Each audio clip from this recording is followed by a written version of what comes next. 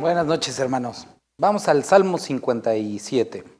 Dice, ten misericordia de mí, oh Dios, ten misericordia de mí, porque en ti ha confiado mi alma, y en la sombra de tus alas me ampararé, hasta que pasen los quebrantados.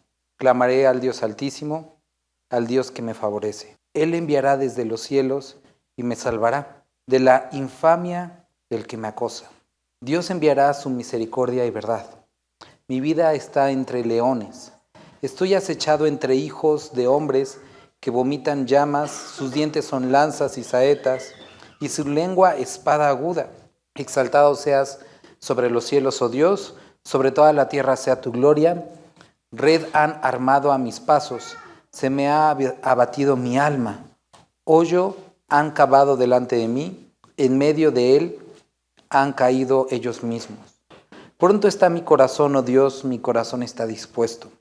Cantaré y trovaré salmos. Despierta, alma mía, despierta, salterio y arpa. Me levantaré de mañana. Te alabaré entre los pueblos, oh Señor. Cantaré de ti entre las naciones. Porque grande es hasta los cielos tu misericordia, y hasta las nubes tu verdad. Exaltado seas sobre los cielos, oh Dios, sobre toda la tierra sea tu gloria. Vamos a orar. Padre, gracias te damos por que hoy podemos estar juntos, Señor, y nos das la oportunidad de leer y poder aprender de ti. Padre, queremos rogarte que tú continúes enseñándonos y que nosotros hoy podamos estar con un entendimiento dispuesto, abierto, Señor, para lo que tienes para nosotros. Te bendecimos en el nombre de Dios Jesús. Amén. Este salmo que estamos leyendo es uno de los salmos que David escribió en el capítulo que vamos a estar leyendo hoy. La semana pasada estuvimos leyendo el 21 y 22, y hoy nuevamente vamos a regresar al 22, pero nada más vamos a leer hoy del versículo 1 al versículo 5, que es cuando David está en una cueva, escondido. Y este Salmo 57, David lo escribe recordando o orando desde esa cueva. Otro de los salmos que vamos a estar un poquito más adelante también habla acerca del tema. Pero hoy, acuérdense, habíamos estado diciendo que a lo largo de estas semanas íbamos a estar viendo diferentes 11 lecciones relacionadas con el crecimiento espiritual, con la madurez del creyente y ese camino de preparación para servirle a Dios de una manera que Él agrada. La semana pasada que veíamos la primera lección, estuvimos estudiando y le pusimos por título en medio de los, como loco en medio de los incrédulos, y hoy vamos a ponerle por título en medio de los quebrantados. David huye a esta cueva y ahí hoy vamos a ver, siempre digo que 4 cosas, pero las divido como en 20,000 más, pero supuestamente vamos a ver 4 cosas, 4 puntos principales. Y me gustaría que pudiéramos primero notar que cuando nosotros hablamos de... Bueno, vamos a leer primero. Dice capítulo 22. Yéndose luego huyó a la cueva de Adulam, y cuando sus hermanos y toda la casa de su padre lo supieron, vinieron allí a él, y se juntaron con él todos los afligidos, y todo el que estaba endeudado.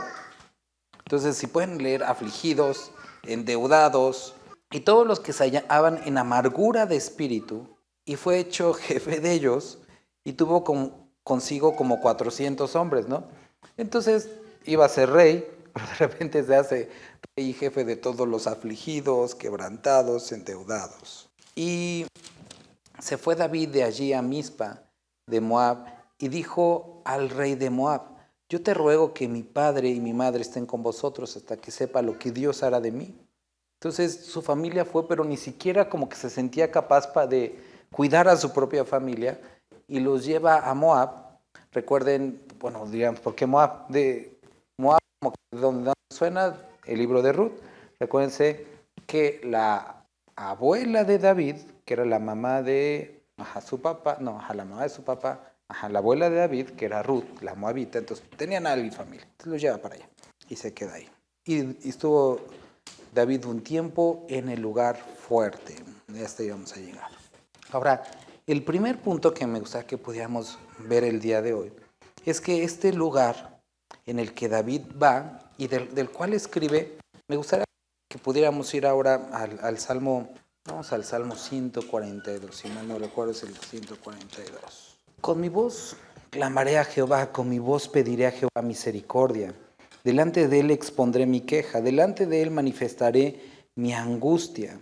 Cuando mi espíritu se angustiaba dentro de mí, tú conociste mi senda. En el camino en que andaba me escondieron lazo. Miré a mi diestra y observa. Mira a mi diestra y observa, pues no hay quien me quiera conocer. Si tienen, por ejemplo, otra traducción por ahí, creo que en la traducción, la de "Oh, Dios habla hoy", algo así, dice, no hay a quien le importe, ¿no? O sea, sentía ya bien deprimido el David. No tengo refugio, ni hay quien cuide de mi vida. Este versículo 4 como que describe mucho la condición en la que estaba David, como de depresión. Clamé a ti, Jehová, dije, tú eres mi esperanza y mi porción en la tierra de los vivientes. Escucha mi clamor porque estoy muy afligido. Líbrame de los que me persiguen porque son más fuertes que yo. Saca mi alma de la cárcel para que alabe tu nombre. Me rodearán los justos porque tú me serás propicio. Y vamos a regresar otra vez al 57, nada más para, si te animo a que subrayes algunas palabras para que podamos entender la condición en la que está el 57. Estos dos salmos se escriben en ese tiempo en la cueva, y lo puedes ver ahí en el titulito, incluso lo dice. Dice, ten misericordia de mí, oh Dios, ten misericordia. Dice, clamaré al Dios Altísimo, versículo 2, al Dios que me favorece. Él enviará desde los cielos y me salvará de la infamia del que me acosa. Dios enviará su misericordia, su verdad. Mi vida está entre leones, versículo 4 otra vez. Estoy echado entre hijos de hombres que vomitan llamas. Sus dientes son lanzas y saetas, y su lengua espada aguda. Este versículo, si puedes, subrayarlo, porque ahorita vamos a leer en Crónicas una referencia al evento que estamos leyendo hoy que nos ayuda a entender este versículo 4 y ahorita vamos a ese punto. Entonces, David lo que estamos viendo aquí es que en esa cueva estaba quebrantado porque, recuerden, no podía ir con su familia porque lo estaba persiguiendo el rey. No podía ir con Jonatán porque lo estaba persiguiendo el rey. No podía ir al templo, a la casa de Dios, porque lo estaba persiguiendo el rey. O sea, no podía ir con los filisteos porque pues ya no podía estar con ellos. Entonces no tenía dónde ir. Y se va y se mete a esa cueva. Y aquí en esa cueva describe que llegó a una profunda depresión, una profunda quebrantamiento. Entonces, lo que nosotros vamos a ver el día de hoy es por qué Dios lleva al creyente a esos momentos en los que se siente quebrantado. ¿O cuál es el propósito, cuál es el porqué del quebrantamiento? Miren, para poder entender muy bien esto, vamos a Mateo capítulo 5. Y en Mateo capítulo 5 vamos a leer la primera bienaventuranza, que es, bienaventurados los pobres en espíritu, porque de ellos, ¿qué es? El reino de los cielos. Ahora, ¿qué es la pobreza en espíritu? La pobreza en espíritu no solo es, o lo que describe aquí Jesucristo, no solo es una condición, porque no es que tú llegues a esa condición, es que esa condición es como tu naturaleza, o es de lo que estás. Más bien describe el entendimiento o el traer a la conciencia esa condición, la pobreza de espíritu, y es al punto en el que el creyente, o al punto al que Dios desea llevar inicialmente al creyente, aquel que le quiera servir. Miren, más adelante, nosotros lo leímos la semana pasada, pero más adelante vamos a volver a leer, que el rey Saúl llega con el profeta y con los profetas los como confronta y los mata así como si nada. Y estos hombres habían vivido, estaban sirviendo a Dios, había mucha necesidad en Israel y Saúl estaba ajeno a todo eso. Y ahora David, que iba a ser un rey, Dios lo iba a llevar a ese quebrantamiento para poder, no solamente el ser quebrantado, sino entender a los que lloraban. Porque es muy diferente cuando lo ves desde arriba a que cuando realmente estás ahí. Entonces, antes de entender a los que están ahí, tienes tú que estar ahí. Y entonces Dios lleva al rey David al quebrantamiento. Ahora, vuelvo a repetir, ¿qué es la pobreza de espíritu? ¿Qué es ese quebrantamiento del cual está describiendo aquí? Me gustó hace rato, escuchaba unas palabras de Spurgeon, que él explicaba este versículo de esta forma. Él decía que Dios en su infinita gracia y misericordia estableció este camino de las bienaventuranzas como si fuera una escalera e inició poniendo el primer peldaño lo más abajo que pudiera. Y decía él, porque si hubiera dicho bienaventurados los ricos en gracia, sería verdad. Pero él inició poniendo el peldaño lo más abajo, bienaventurados los pobres en espíritu, porque todos pueden pisar ese peldaño. Y esto es verdad, pone como la primera bienaventuranza lo más bajo, ese punto al que todos podemos acceder. No quiere decir que sea fácil llegar a esa conciencia, pero sí todos pueden acceder a ella. ¿Y qué es la pobreza en espíritu? Es ese entendimiento, y vamos ahora sí a esto ver otros 4 puntos adentro de esto, llegamos al entendimiento de nuestra condición. Segundo, vamos a ver nuestro entendimiento de nuestra posición. Tercero, vamos a ver valorar la gracia. Y cuarto, vamos a ver desarrollar un sentido de urgencia. Número 1, en esta parte del quebranto que Dios quería llevar a David y que lleva al creyente, lleva al individuo primero antes de ser creyente para poder aceptar a Cristo, pero también al creyente lo lleva a esto. Número 1, para entender su condición. Es necesario que nos sepamos pecadores. Es necesario que nos sepamos vulnerables. Es necesario que sepamos de dónde nos ha sacado. Que podamos entender quiénes somos realmente delante de los ojos de Dios. Porque, miren, si ponemos una pausa un poco en el estudio y volteamos a ver, por ejemplo, la enseñanza social, la enseñanza profesional, emocional de esta época, si uno desea ser alguien en la vida, debes de buscar asociarte con los poderosos, con los que pueden, y debes creerte que tú realmente puedes. Pero es interesante que con Dios es completamente diferente. Tienes que iniciar dejando de creer lo que tú eres y ver realmente cuál es tu condición delante de Dios. Y quiero que noten que esta es la condición a la que llegaron los grandes, y siempre lo repito, pero es que es bien importante. Los hombres de Dios y mujeres de Dios, cuando tenían esa revelación de quién era Dios, decían, ay de mí que soy muerto, porque siendo hombre inmundo de labios, he visto al Rey de Gloria. Lo decían los profetas cuando tenían estas visiones de Dios. Y es importante que cuando nos acercamos a Dios, lleguemos a este quebranto de espíritu, que entendamos nuestra condición. Ahora, una vez que entiendes tu condición, y hermanos, si no entendemos esta condición delante de Dios, va a ser difícil avanzar, caminar, porque nosotros, por ejemplo, podemos, ahorita vamos a leer otros versículos, pero cuando hablamos acerca del que se enaltece, del orgulloso, dice que Dios no tolera ese tipo de personas. Y dice que antes de la caída está el enaltecimiento. Entonces, contrario a todo esto es lo que Dios describe, que es la humildad. Ahorita vamos a esos versículos, pero una vez que entendemos nuestra condición, podemos después llegar a entender nuestra posición. Si tú entiendes quién eres, ahora puedes entender tu posición delante del Padre. Y nuestra posición es de dependencia y de sumisión y de humildad. Porque muchos el día de hoy se acercan a Dios como si Él fuera su siervo. Pero es necesario que entiendas tu condición para entender tu posición delante del Padre, que necesitas ser ayudado, instruido, fortalecido, dirigido, protegido, y necesitas entender esto. Y estos momentos que Dios nos lleva a estos lugares como la cueva, en el que nuestra alma realmente entiende quiénes somos y entiende su posición delante de Dios. Ahora, esa condición, entender tu condición y después entender tu posición, no solamente te ayuda a entender su dependencia, la dependencia que tienes de Él, sino también el siguiente punto es valorar la gracia.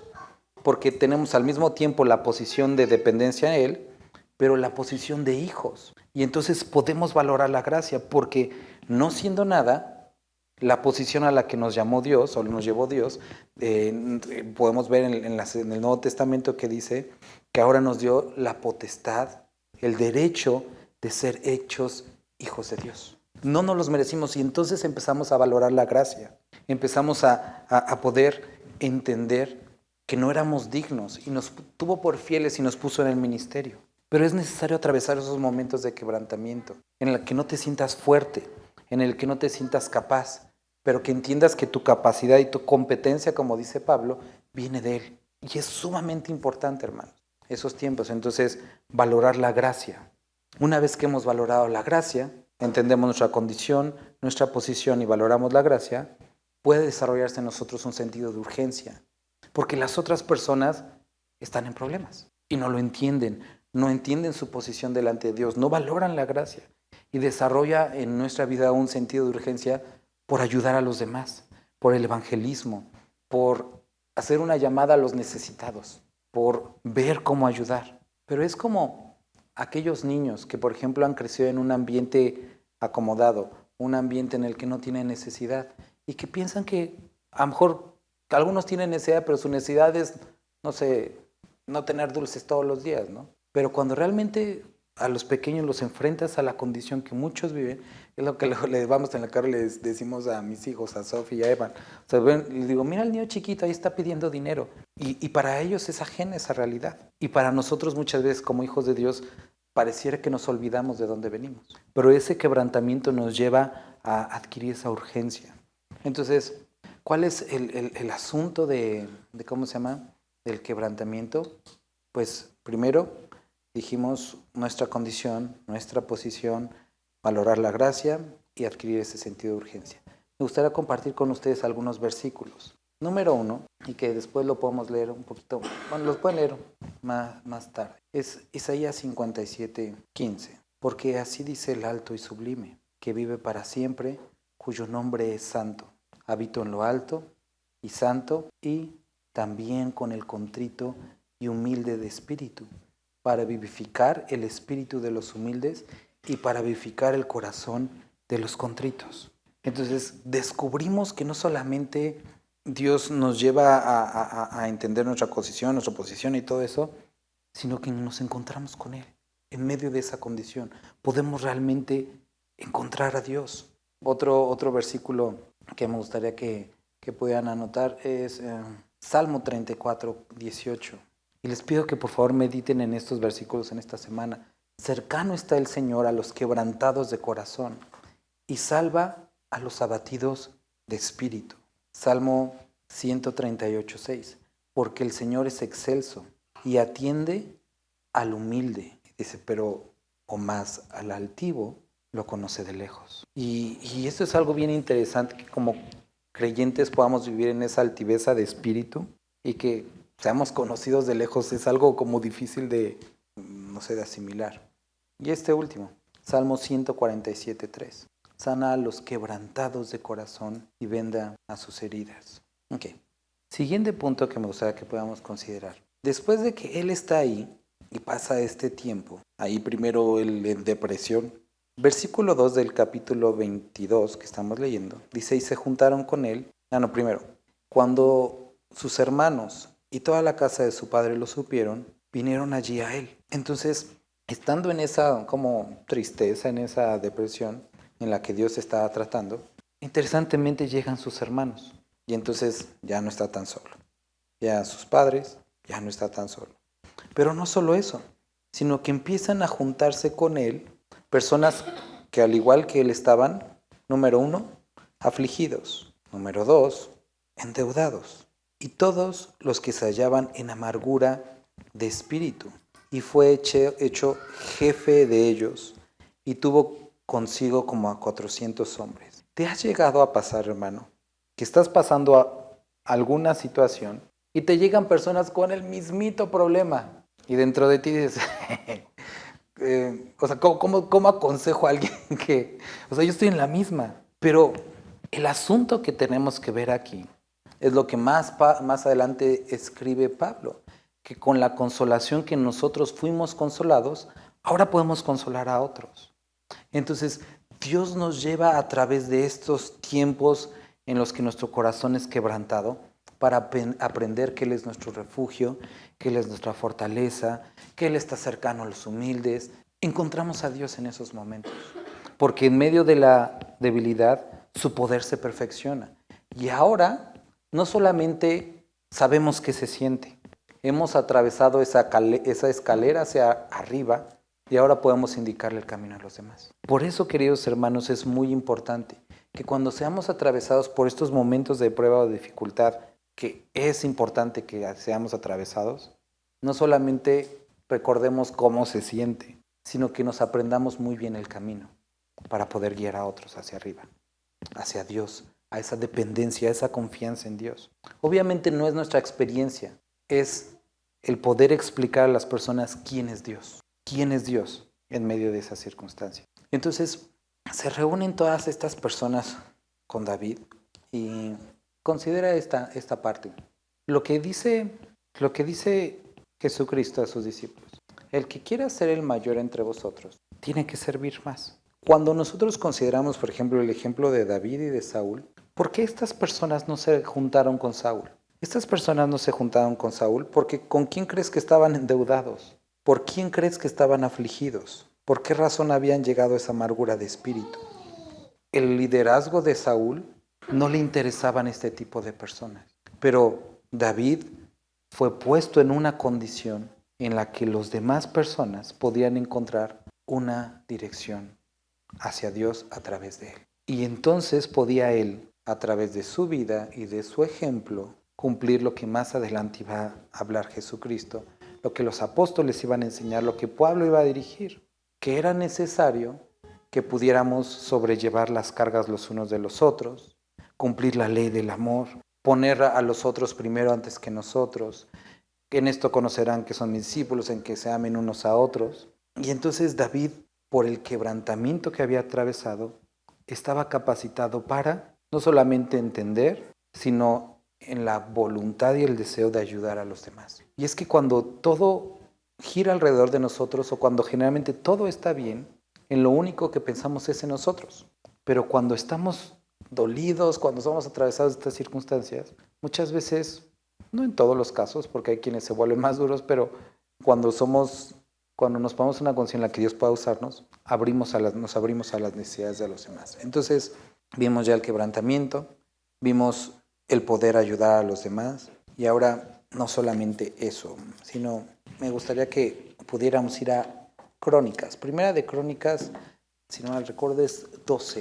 Crónicas, que obviamente está después de Samuel y después de Reyes, hace como un recuerdo, así como que vuelve hacia atrás en este relato y nos dice qué estaba pasando ahí. Primera de Crónicas 12. Estos son los que vinieron a David en Siclag, estando él aún encerrado por causa de Saúl, hijo de Cis. Y eran de los valientes que le ayudaron en guerra. Entonces describe este evento. Los que más adelante se llaman los valientes de David, David los conoce en esa cueva. Estaban armados de arcos y usaban ambas manos para tirar piedras con hondas y saetas con arco, de los hermanos de Saúl de Benjamín. Al principal Eliezer, después Joás, hijo de Sema, Gabaita, Gesiel y Pelet, hijos de Samed, Barak, Jehú, Anonita. Y muchos nombres raros, hasta el 8. También de los de Gad huyeron y fueron a David al lugar fuerte en el desierto, hombres de guerra muy valientes para pelear, diestros con escudo y pavés. Sus rostros eran como rostros de leones y eran ligeros como las gacelas sobre la montaña. Ese era el primero, Obadías, el segundo, Eliab, el tercero.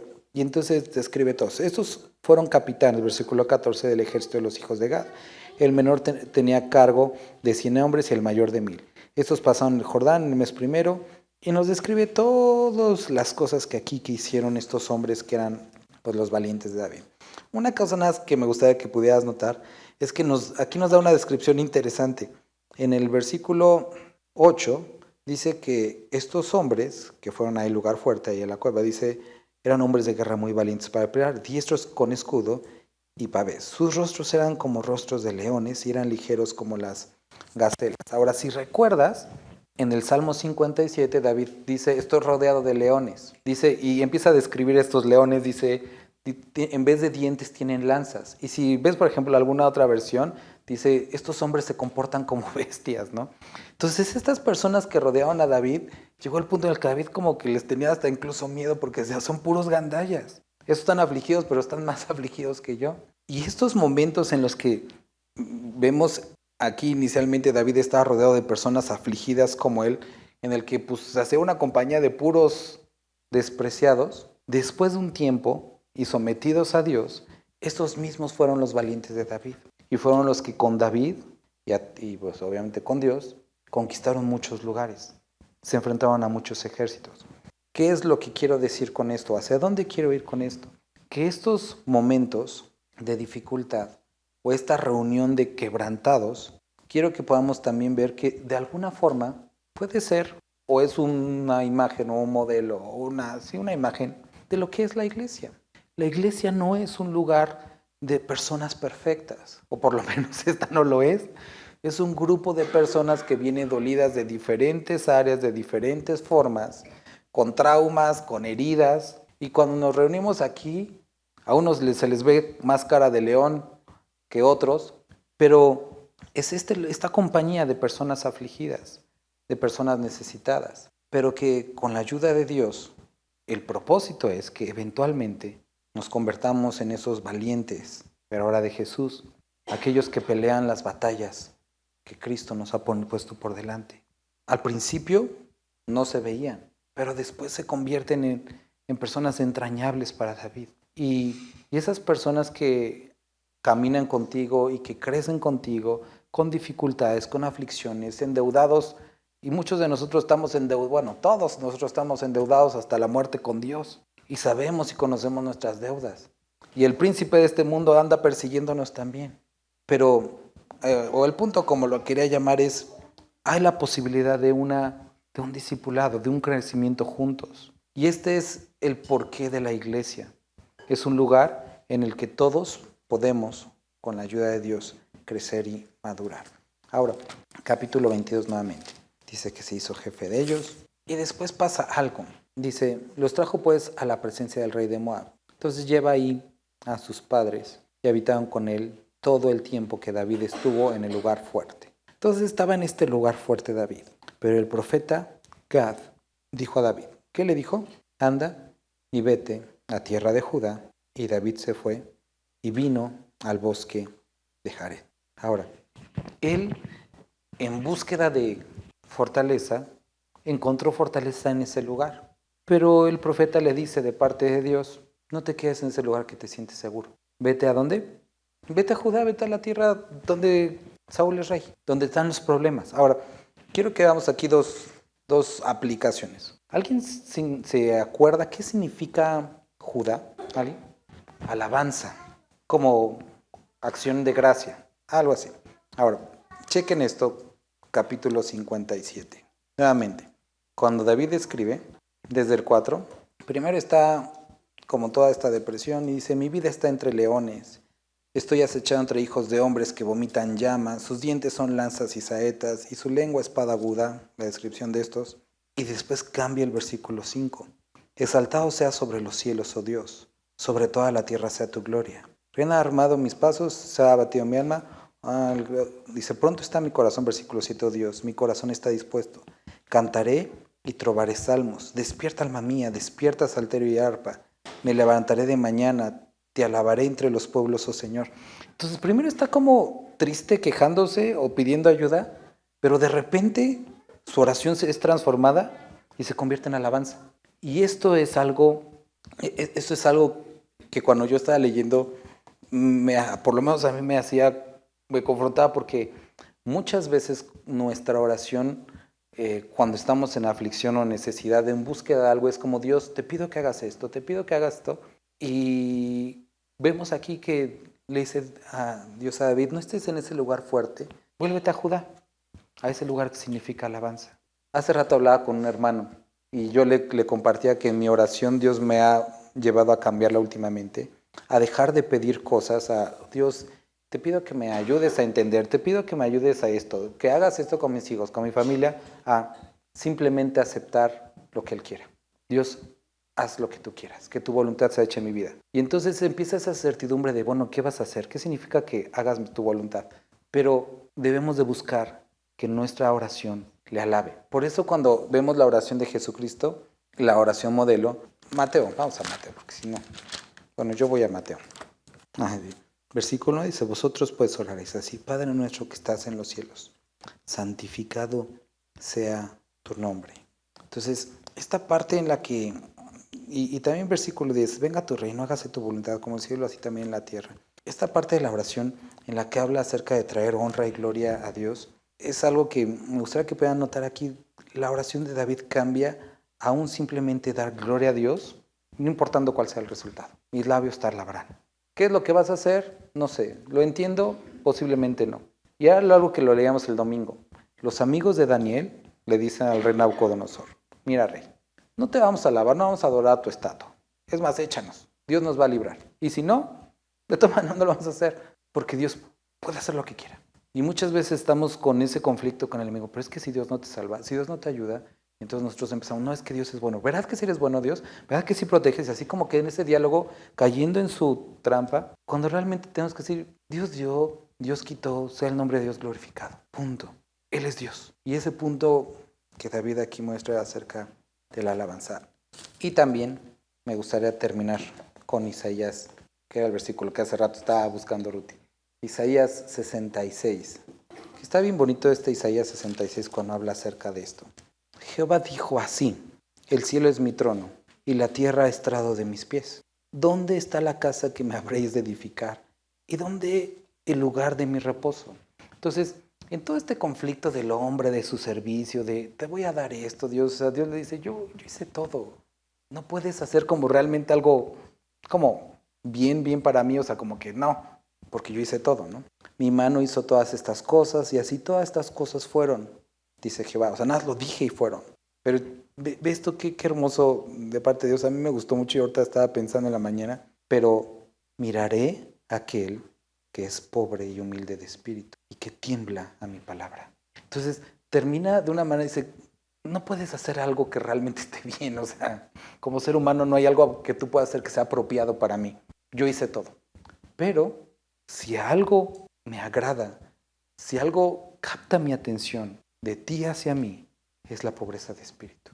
Que reconozcas quién eres tú y que dependas de mí. Y esto, la verdad, volviendo a lo que veíamos en Mateo, esto es una condición en la que, como creyentes, más que, o sea, porque muchas veces, y no es que esté mal, no conocemos, ¿cómo estás bien? O ¿cómo estás como bien, fortalecido? O sea, sí, o sea, sé que es el cliché, pero lo que quiere Dios que lleguemos a ese punto es esa condición en la que podemos depender de Él. Porque dice, yo voy a mirar a este tipo de personas, mi mirada va a estar sobre ellos. Y no solamente eso, dice, y que tiembla mi palabra. O sea, que realmente aquel creyente que su palabra para nosotros es algo que nos conmueve, que no nos... O sea, si has experimentado que lees un versículo y te incomoda y estás así como con ese conflicto, eso es exactamente lo que Dios quiere. Que su palabra te haga estremecer, que te conflictúe, que temas a Dios, que la estés recordando, que no te deje en paz. Y estas dos condiciones, según el contexto que vemos aquí, son mucho mejores que aquellos que quieren construirle un templo. ¿Quieres darle algo mejor a Dios? Humildad o pobreza de espíritu y un sometimiento a su palabra. ¿Por qué Dios lleva al creyente a esos momentos de quebranto? Para poder poner su mirada sobre Él. Vamos a orar. Señor Jesús, te doy gracias por este tiempo, gracias por la misericordia que has mostrado hacia nosotros, Señor. Padre, te bendecimos, te agradecemos que en tu misericordia nos has amado, nos has cuidado, Señor. Pero hoy queremos rogarte, Padre, que podamos, como creyentes, no olvidar cuál es nuestra condición, de dónde nos sacaste. Padre, que podamos tener una actitud adecuada delante de ti, Señor. Bendito eres. Amén.